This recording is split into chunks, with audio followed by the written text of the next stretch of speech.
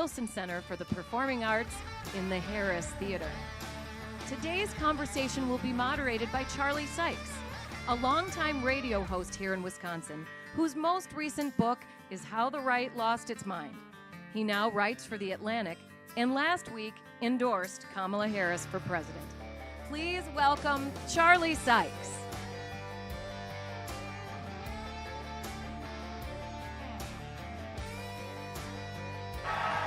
Thank you. Thank you. Hey, and welcome to this production of The Odd Couple. Okay, and it really is odd. I never thought that I would be here. You never thought that I would be here. But that's because this is not a normal election. This is not an election between Democrats and Republicans, liberals and conservatives. So that's why we're doing this, dogs and cats together in this strange moment. It's why we're having this conversation here in Brookfield, Wisconsin, crucial Waukesha County.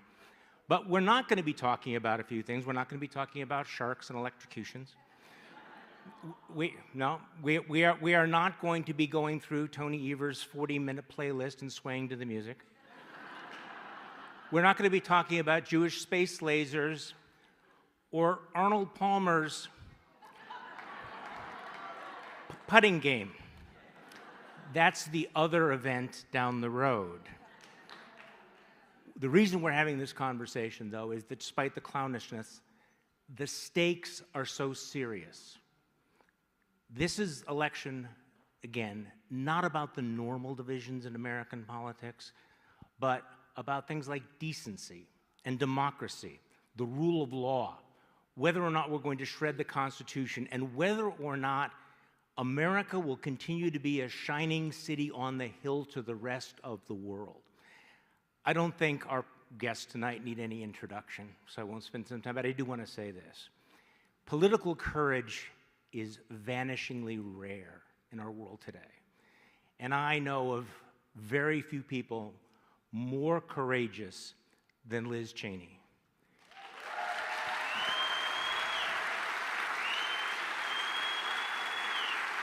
Liz Cheney has given up a lot, but she's also inspired a lot of us. And the thing about Liz Cheney to keep in mind is that Liz Cheney knows that January 6th was not a day of love. So please join me in welcoming to the stage Congresswoman Liz Cheney.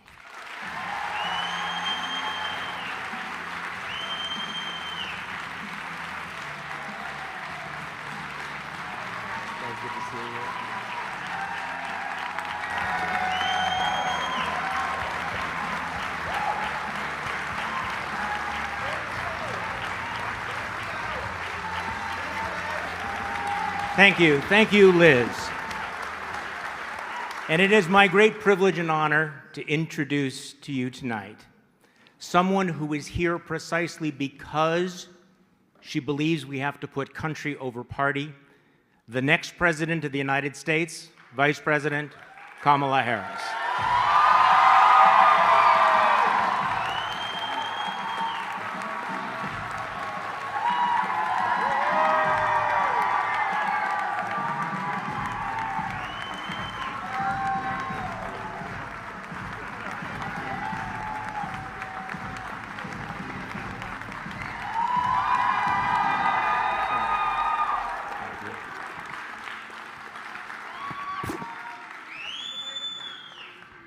Good evening, everyone. Good evening. And Vice President, welcome back to Wisconsin. It is good to be back. You know, so Tony Evers, that's funny about his playlist. Is it really that long? No. Okay. Every time I land in Wisconsin, almost every time, Tony Evers, the governor, will meet me on the tarmac. And because I did live in Wisconsin when I was 5 years old, every time he will say, "Welcome home." So I do feel and have a connection to Wisconsin and feel a sense Actually, we all have connections to Wisconsin, which makes this event, I think, so important with 15 days to go. So let's just dive right into all of this. There are actually undecided voters out there.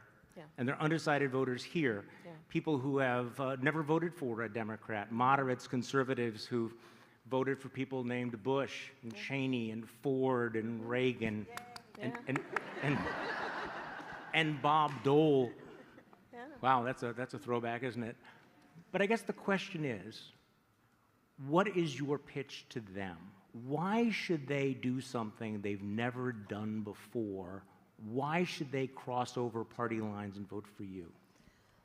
Well, I start from the belief, based on a lived experience, that the vast majority of us have more in common than what separates us.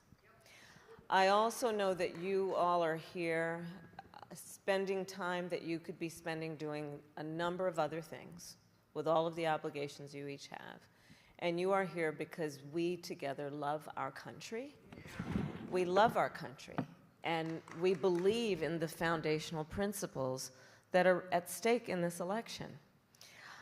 I believe that when we think about who we are as the American people, there is more we have in common than what separates us when we think about what is at stake in terms of our democracy, rule of law, the Constitution of the United States, national security, the standing of our country in the context of the world. All of that is at stake. And I will share with you, Charlie, when I was in the Senate for those 4 years that I was there, my favorite committee was the Senate Intelligence Committee, and I'm going to tell you why. We would walk into that meeting in a skiff, which is a secure room. We'd have to leave our cell phones outside. The press, with all due respect, were not allowed in, no cameras. People would walk in, Democrats and Republicans, take off their suit jacket, roll up their sleeves, and we dispense with who was a Republican and who was a Democrat. We were all Americans. We were all in that room with one singular purpose: to concern ourselves as our highest priority with the security and well-being of the United States of America. I think those things are at stake in this election.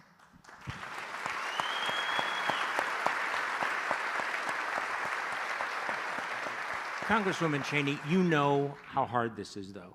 You know how hard it is to break away from tribal loyalty, to do something you haven't done before. So I'd like you to address that as well. Lindsey Graham was on television yesterday saying, what are you, never Trump Republicans, what are you thinking of? How could you possibly do all of this? There are a lot of people who are listening to us who may be disillusioned with what's happening with the Republican Party, but they're afraid of paying the price because there is a cost to all of this. So what do you say to those Americans? Well, don't listen to Lindsey Graham, number one. It's good life advice, actually. But what I say is that what undergirds everything that we are as a nation, is the rule of law, and it's our Constitution.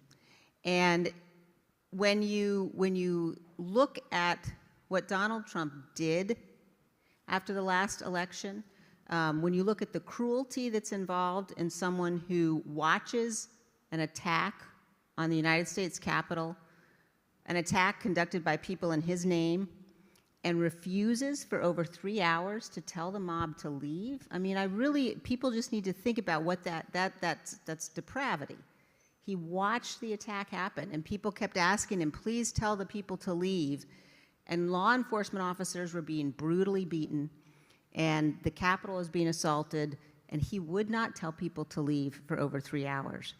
That cruelty is the same cruelty that we see when he lies about the federal government's disaster response, when he puts people's lives at risk because he won't tell the truth. He's a man who's unfit to be the president of this good and honorable and great nation.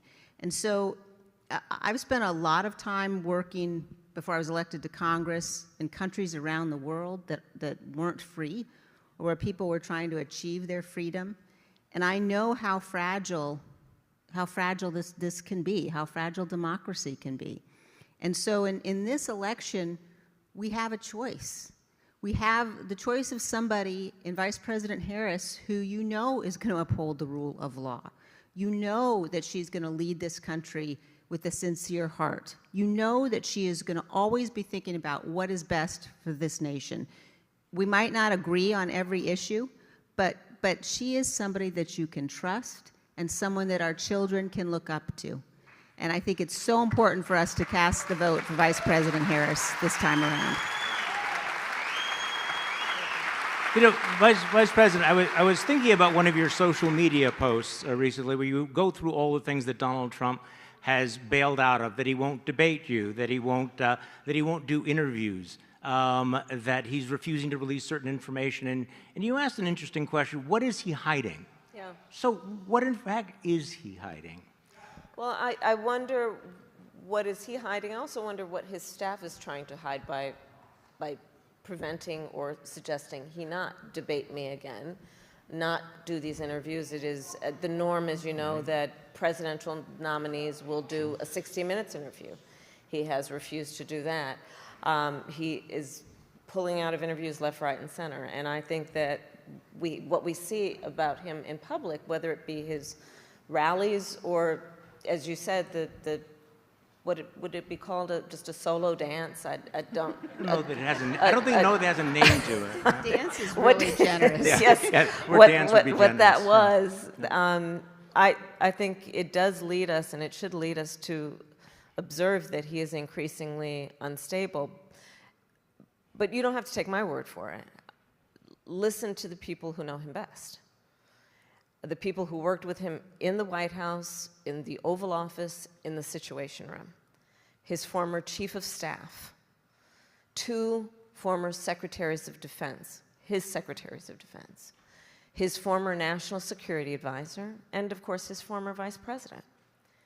And they have each talked about, the chief of staff, that Donald Trump has contempt for the Constitution of the United States. Not only has that been said by a former chief of staff of the former president, but we know he has openly talked about his intention to terminate the Constitution of the United States. I have taken that oath 6 times as district attorney, twice, elected and reelected, as attorney general of the largest state in California, twice, as United States Senator, and actually now as vice president. And the Congresswoman and I have talked about that. That is an oath one must take seriously. It is a duty to defend and honor and uphold the Constitution of the United States. He has said he would terminate it. Anyone who wants to be president of the United States should never again be able to stand behind the seal of the President of the United States, having said they would terminate the Constitution of the United States.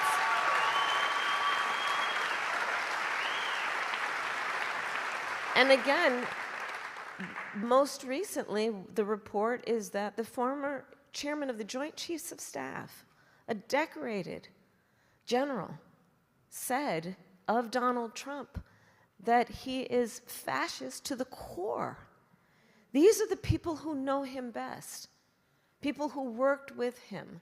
And so, yes, we can talk about that moment on stage of the music and all that, but I think it's very important that we acknowledge, and I've said publicly, Donald Trump is an unserious man. And the consequences of him ever being president of the United States again are brutally serious.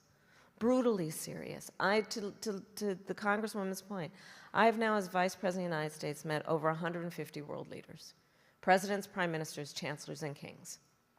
Many of them multiple times. We are on a first-name basis. Most of them allies in connection with NATO, and I've met with them in connection with our standing rightly with Ukraine. The world is watching this election, and our allies are worried. Because the reality is that when we as the United States of America walk in these rooms around the world, we walk in chin up, shoulders back, with the earned and self-appointed authority to talk about the importance of democracy and rule of law.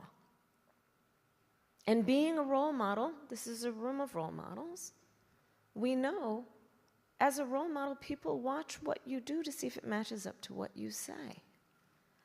One of my very real fears, Charlie, to be candid, is I hope that we as the American people fully understand how important America is to the world.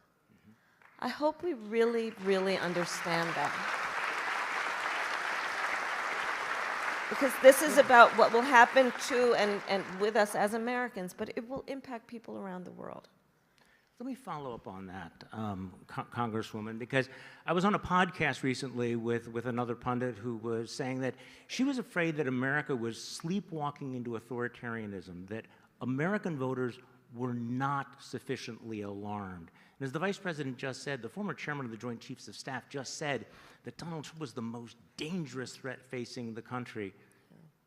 Do Americans in this last 15 days, do they understand that, and what has to happen in the next 2 weeks for them to really understand the danger?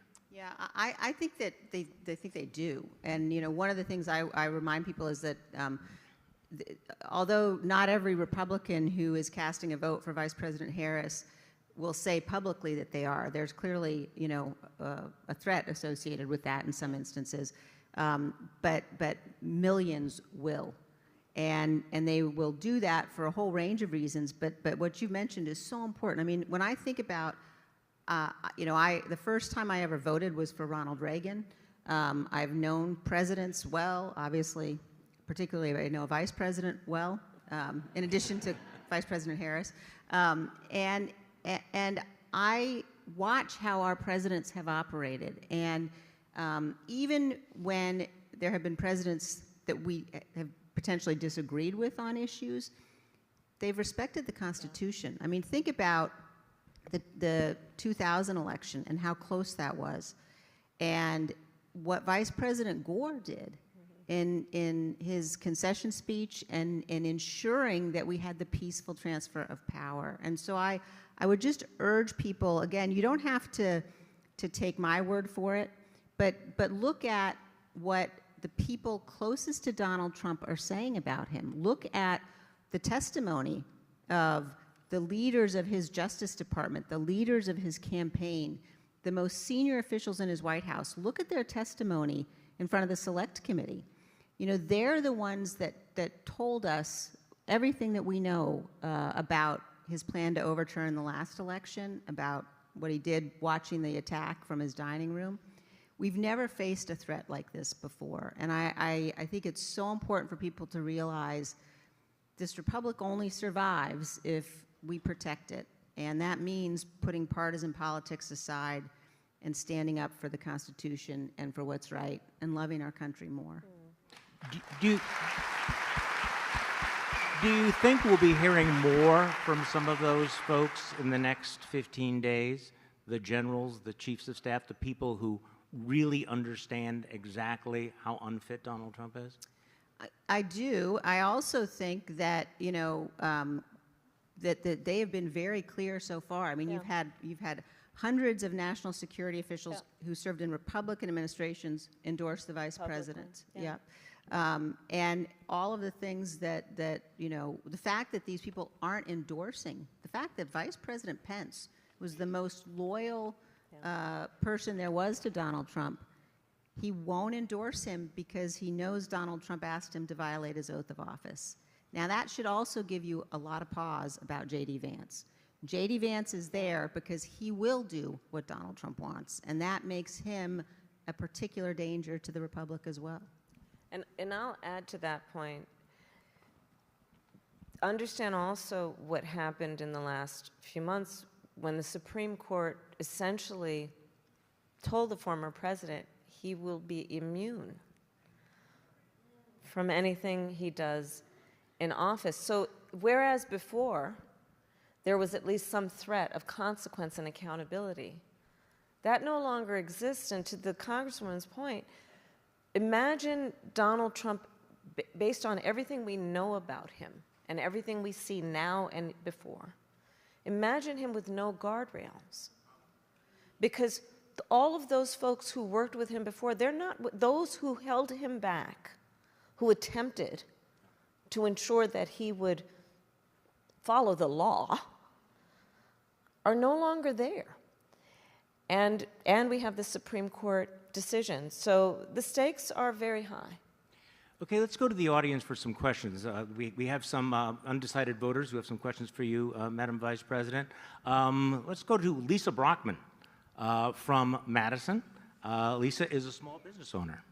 Hi. Good evening. Thanks for taking my question. I have a question on reproductive freedom. Yeah. And I come from a conservative Christian pro-life family, and I was a Republican until Donald Trump's presidency.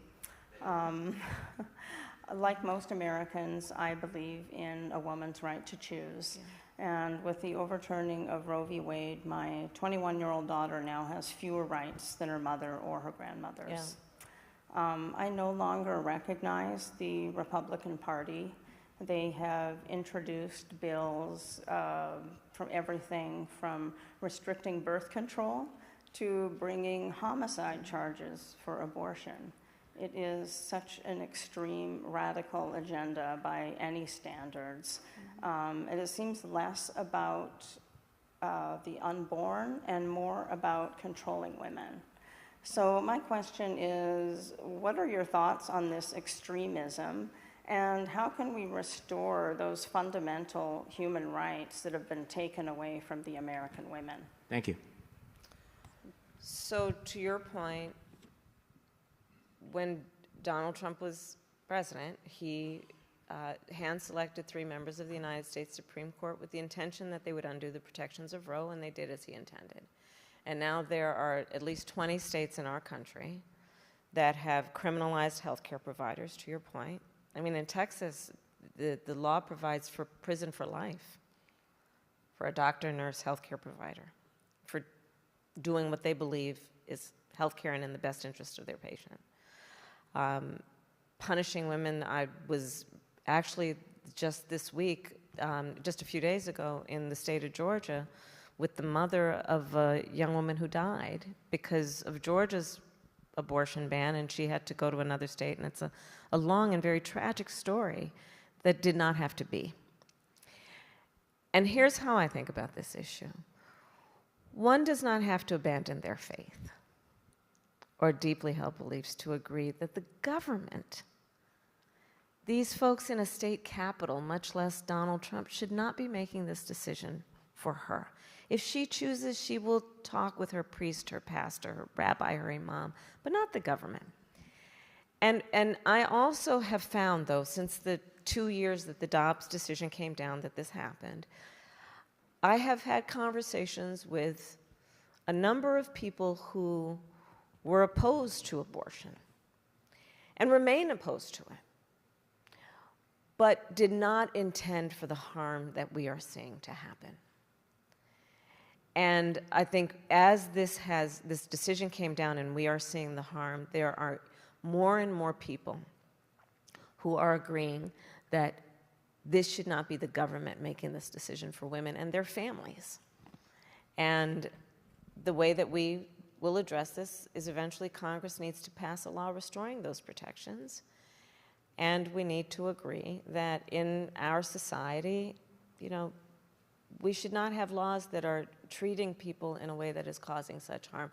I'll give you another example of the harm that is going on. I started my career as a prosecutor. I have prosecuted everything from low-level offenses to homicides. But one of the reasons I became a prosecutor is because when I was in high school, I learned that my best friend was being molested by her stepfather. And so I said to her, you have to come live with us. I called my mother. My mother said, of course, and she did. And I made a decision early in my life that I wanted to do the work that was about protecting vulnerable people. There are some of these bans that include no exception for rape or incest. I have specialized in those kinds of cases. And the notion that we would tell a survivor of a crime that is a violation to their body, that they have no right to make a decision about what happens to their body next, I think that's just unconscionable. I think it's immoral. And so this is one of the issues that is at play. And when this issue has been on the ballot since the Dobbs decision came down, in so-called red states and so-called blue states, the American people have voted for freedom. Congresswoman Cheney, I'd like to get your thoughts on this as well.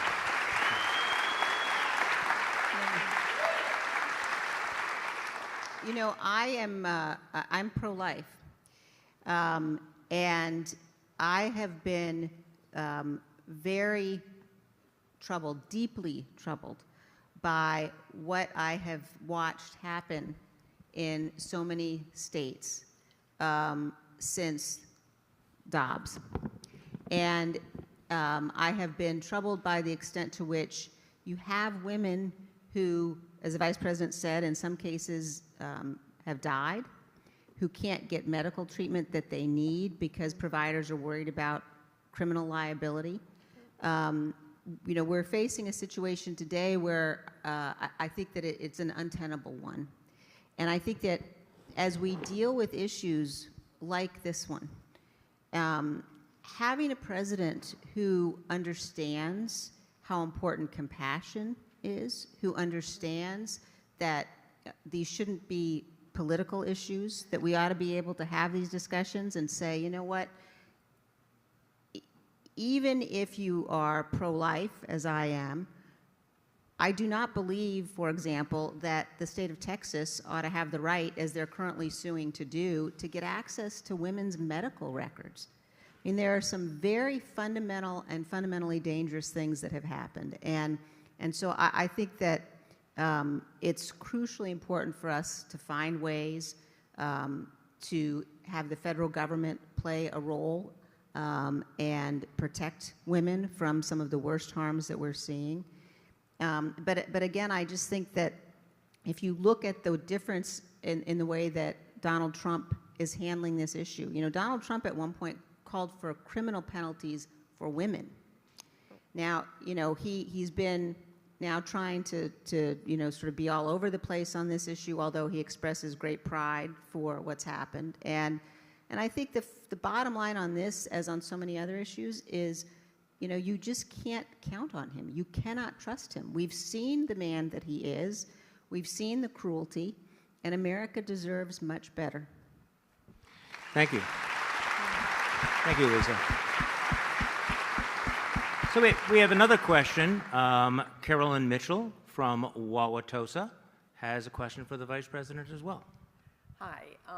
I have concerns about the strength and the health of the Medicare and the Social Security system. Mm-hmm. There have been a lot of suggestions for improving or protecting it.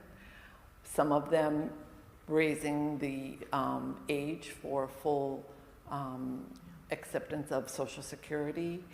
There's also the idea that we would end the cap on the Social Security tax. There is also the suggestion that we raise the tax rate on both Medicare and Social Security. And of course, the last one is to reduce the benefits.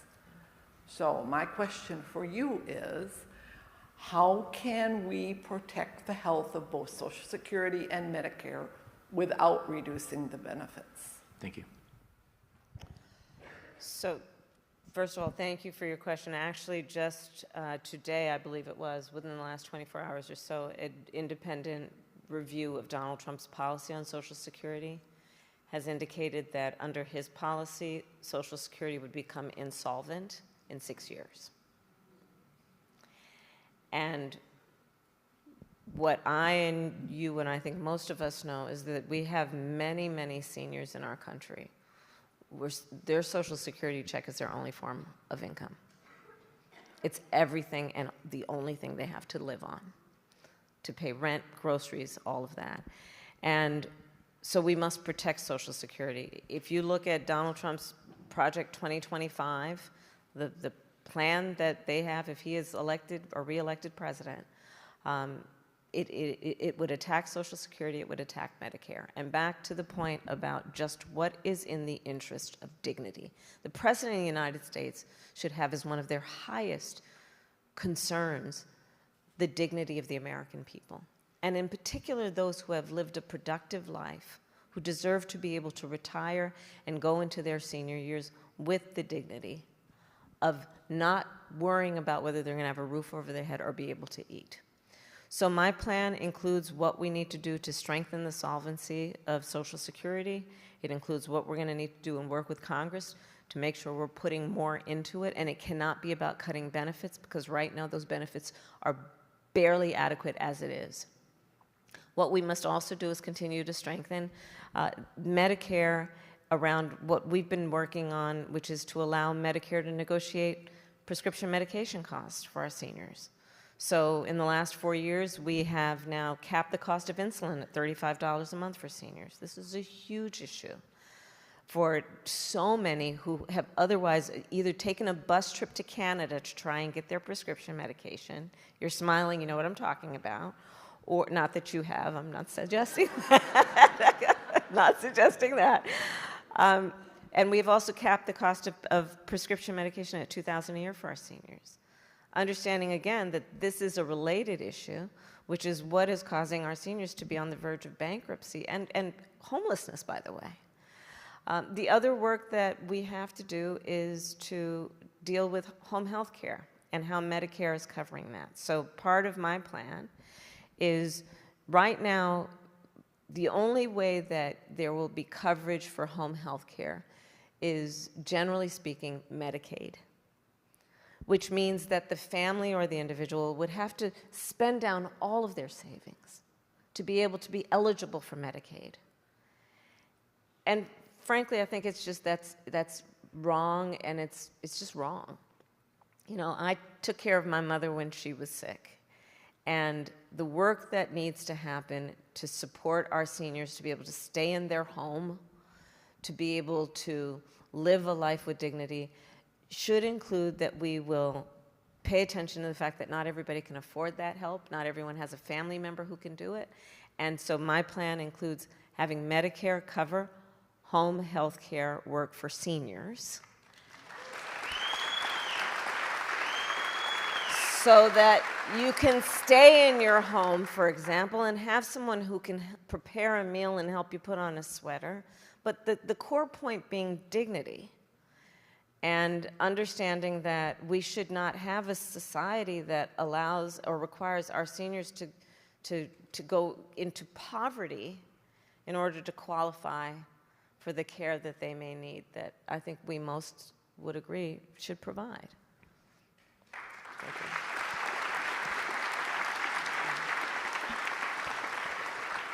And we have another question from the audience from Dan. Dan Boberil, who is a retired school teacher, taught at MPS, and now lives in Waukesha. Again, a genuinely undecided voter, I understand. Thank you. Come on, Good Dan. evening. What did you say? I was told I was going to be an alternate, so I was a little worried about getting my question. But Take your time. Take your this time. is a question. I actually retired from MPS, but I currently teach, and I teach at a private Catholic school. I'm a Catholic, but I've also been pro-life, pro-choice, depending. But I have 5 daughters, and I think it's my duty to continue with the children I teach as well to see that we need to respect women. And I've really come to the conclusion that this toxicity that exists is just rather embarrassing. And as a lifelong Republican, who I thought your father would be a great president. Thank you. Not to say George wasn't, but I've come to this realization, and it's been very difficult. So my big question was for the future of my children, and also students that I encounter, and try to show that we have to have some kind of civility, like we did back in the 80s when Ronald Reagan and Tip O'Neill, of course, could talk about things and solve problems, and now it's trying to get one better than the other. And so I'm just wondering, in your position now, how to convince people like me, who some of my siblings might be questioning what I'm doing here, but I think, like you said, we have to be courageous, and that's what I'm trying to be.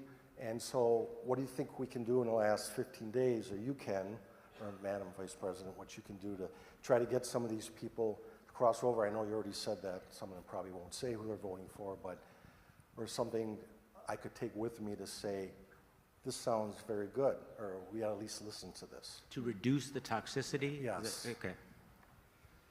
Yeah, I think that you know, you've really put your finger on something that's so important, and you see it as a teacher. You know, any of us who are around young children, I see it as a mom. My kids aren't so young anymore, but you know, when they look at how elected officials, and in particular how Donald Trump is conducting himself now, that's not a lesson that anybody would look up to. And I think about it often from the perspective of the men and women who've worn the uniform of our country and who have sacrificed so much for our freedom.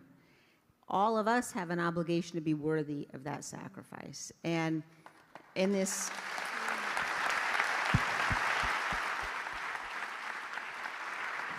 in this moment, there are millions of good and honorable people who Donald Trump has just fundamentally betrayed. And I think it's so important for people to think about this from the perspective of, the decision to give somebody the power of the presidency means that you're handing someone the most awesome and significant power of any office anywhere in the world. And you have to choose people who have character, choose people of good faith. The framers knew this. The framers knew that it was so important that, we take an oath, but that also fundamentally you had to have people of character. And Donald Trump has proven he's not one of those people by his actions. So, what I say to people is, look, for us to get back to a time where we are actually having policy debates and discussions and disagreements, we have to protect what undergirds all of this. And what undergirds all of it is the Constitution. And we have to be willing to say, as a nation, we're better than partisanship. And I say this as someone who spent a lot of years engaged in partisan battles. And there are important debates we have to have.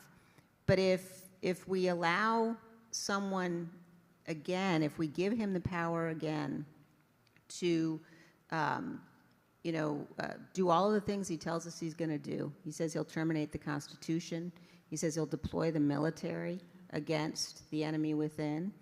That is a risk that we just simply can't take as a nation. And I think that this vote, this election cycle, this time around has to be about so much more than partisanship. And I will just end this by saying, and I also know, because I have spent time with Vice President Harris, because I have come to understand what she believes about how she will govern, that she will be a president for all Americans, that she's committed to listening and committed to having viewpoints, some of which come from different ends of the political spectrum. And if you think about how you conduct your life outside of politics, how we all conduct our everyday lives, those are the kinds of people that you trust. Those are the kinds of people you can work with. Like if you wouldn't hire somebody to babysit your kids, like you shouldn't make that guy the president of the United States. I mean, that's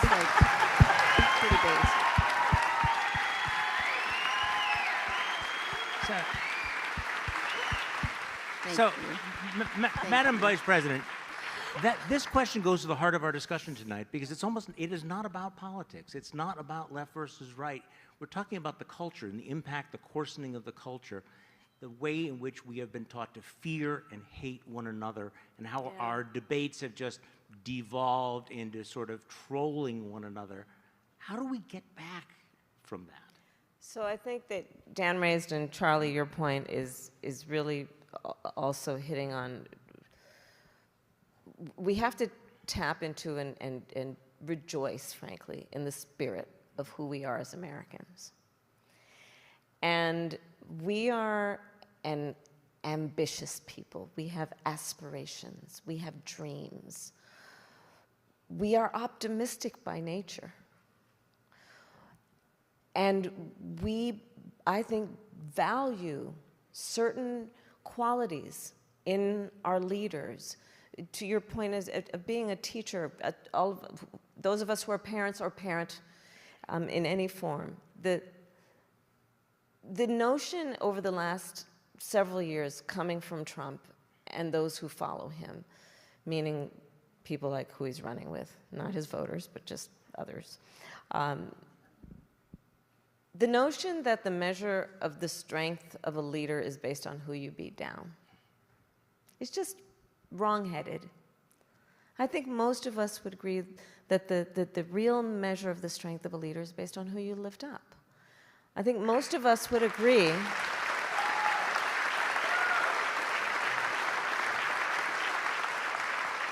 And most of us would agree that it is, when we talk about character, it is the sign of strong character to have empathy, to have some level of concern and care about the well-being of other people, and then to do something about that.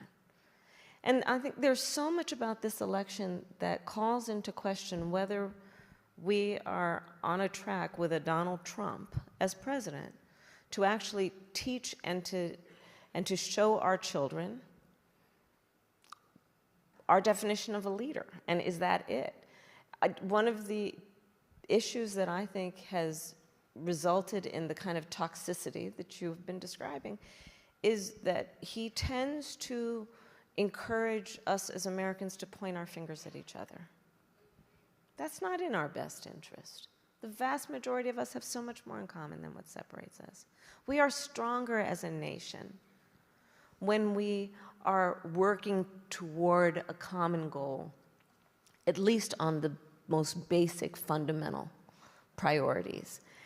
And I think in this election, you can look at, for example, how he presents in his events to know that he really does not have a plan for America that is about investing in our future, investing in our children, investing in our economies and new industries, investing in our relationships around the world.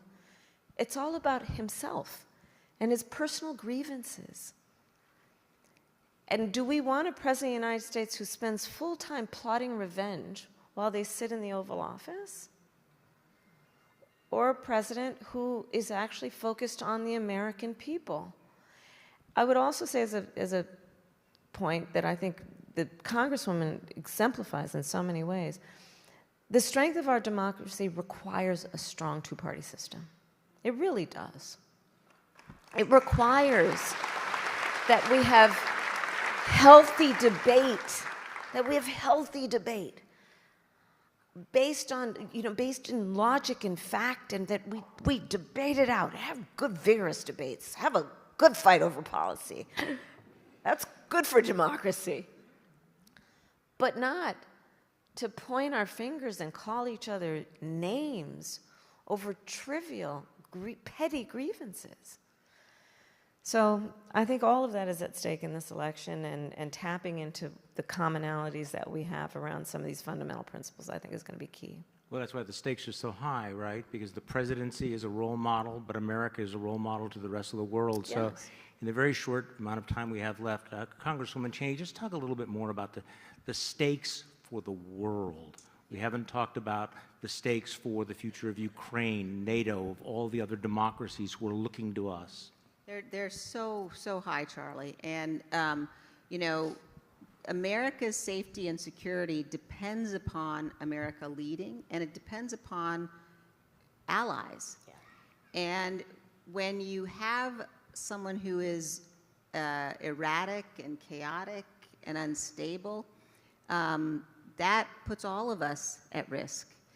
I tell people often, I spend a lot of time working on national security issues, and when people that I know in the Republican Party tell me they might be considering voting for Trump from a national security perspective, I ask them, go look at his national security policies. Please go look at them, because what he's proposing in terms of withdrawing from NATO, welcoming Vladimir Putin to attack our NATO allies, he praises Kim Jong-un, the leader of North Korea, and President Xi of China, and Putin of Russia.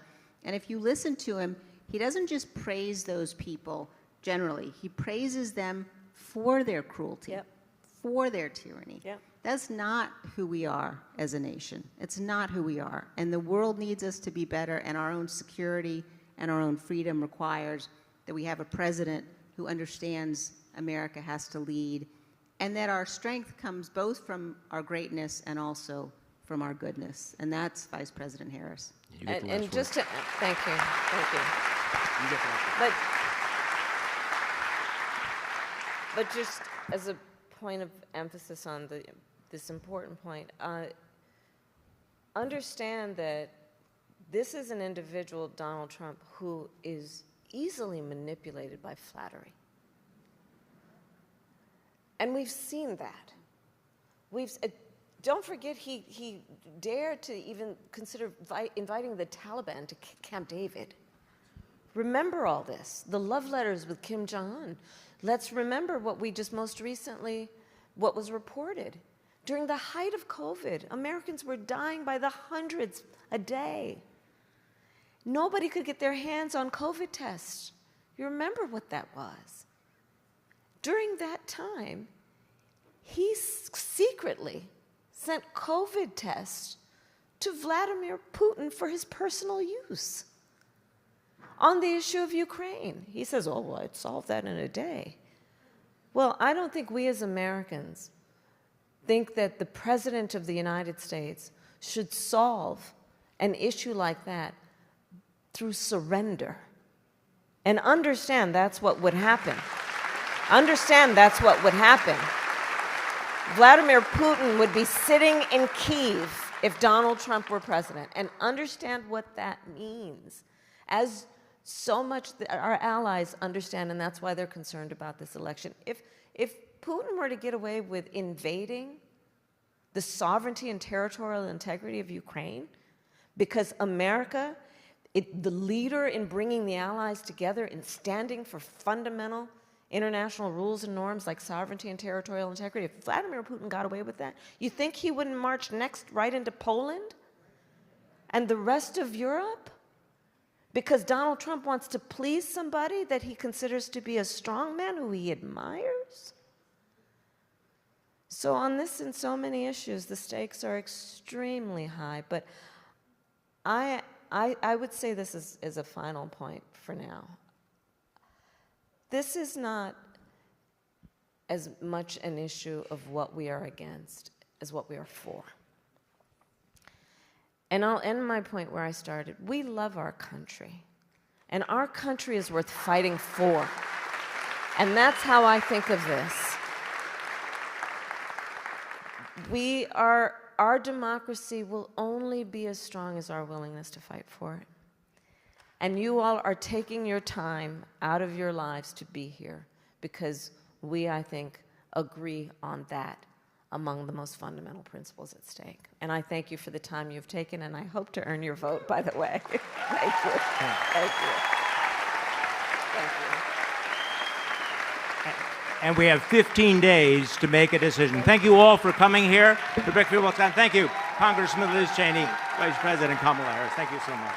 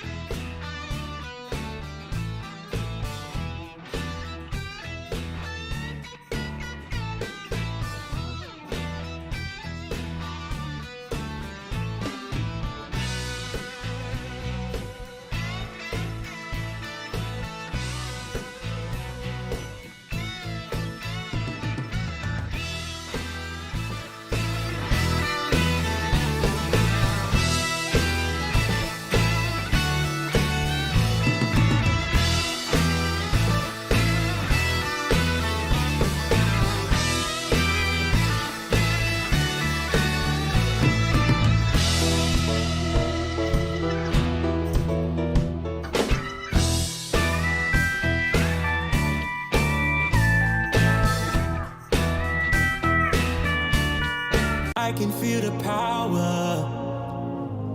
I can feel the power. Oh, I can feel the power. Yeah, I can feel the power. Ooh, tell me, do you feel it? Feel it in the air. Yeah. Every time that I was hopeless, God was always there. And now I feel